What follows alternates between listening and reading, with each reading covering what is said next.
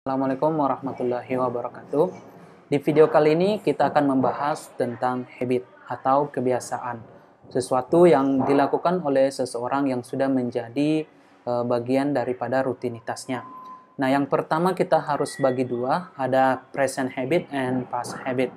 Jadi kebiasaan di masa sekarang atau yang masih dilakukan dan past habit. Kita akan belajar beberapa pola yang digunakan untuk menceritakan tentang kebiasaan tersebut. Yang pertama, present habits itu kita menggunakan kata will diikuti oleh infinitive. Mirip dengan penggunaan future tense.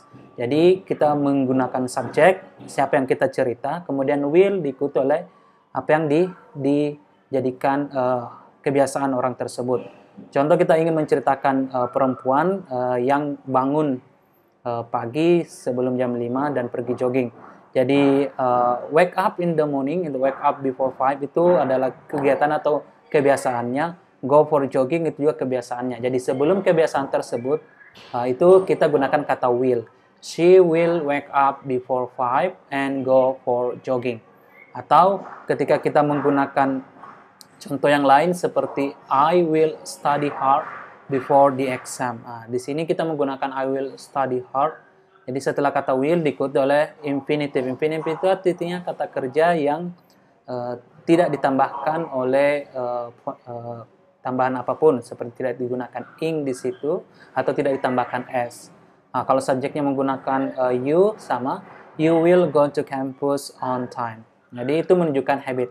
Yang kedua, ketika kita menggunakan to be, ada kata always di tengah, kemudian kata kerja ing. Ini juga kita bisa gunakan untuk habit, menunjukkan tentang kebiasaan.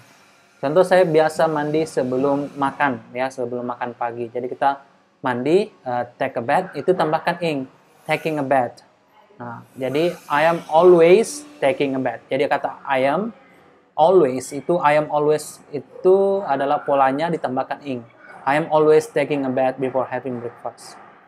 Kalau penggunaan pola ini harus kita perhatikan subjeknya. Kalau dia berubah subjek, maka to be yang digunakan berubah. Ketika kita menggunakan orang ketiga tunggal seperti he, maka kita gunakan to be is.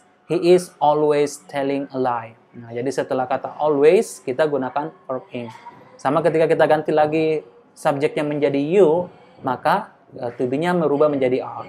You are always watching videos on YouTube.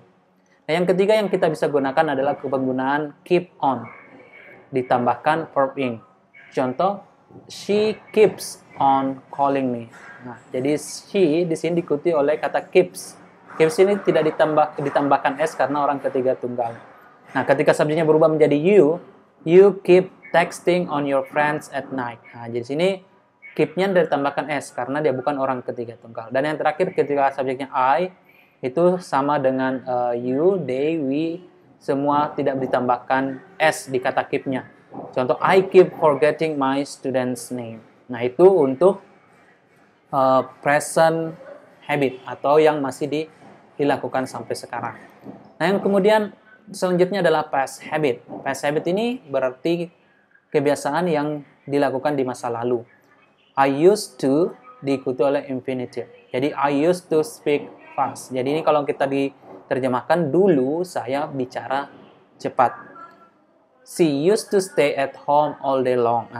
Dia dulu sering tinggal atau cuma ada di rumah sepanjang hari.